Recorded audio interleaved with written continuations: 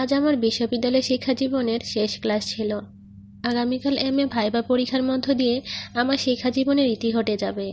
বছরের পর বছর ধরে অক্লান্ত পরিশ্রম করে ডিপার্টমেন্টের সেরা ছাত্রী, বারবার ডিপার্টমেন্ট টপার হওয়ার সম্মান ঘরের কোণে কোনো এক ড্রয়ারে সার্টিফিকেটগুলোতে সীমাবদ্ধ হয়ে রয়ে যাবে। আগামীকালের পর থেকে আর কোনো ক্লাসে আসা হবে না। যেখানে একটা সময় আমার সদা বিচরণ ছিল, সেখানে ইচ্ছা করলে আসা যাবে না। লাইব্রেরিতে বইয়ের খোঁজে যাওয়া হবে না। ক্লাসগুলোতে বসে পরীক্ষা দেওয়া হবে না। সহপাঠীদের সাথে সুন্দর মুহূর্তগুলো আর কাটানো হবে না। চাইলেই আর সবার সাথে দেখা করা হবে না। একটা সময় যোগাযোগ বন্ধ হয়ে যাবে।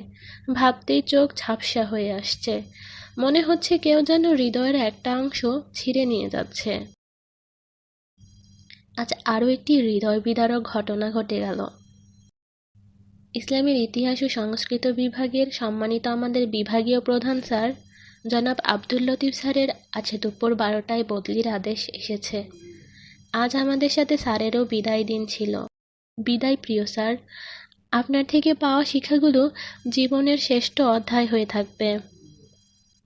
আজ মন খারাপের দিনে কলেজ থেকে বাসায় ফেরার সময় আমার চোখের জল বৃষ্টির পানির সাথে একাকার হয়ে গেল।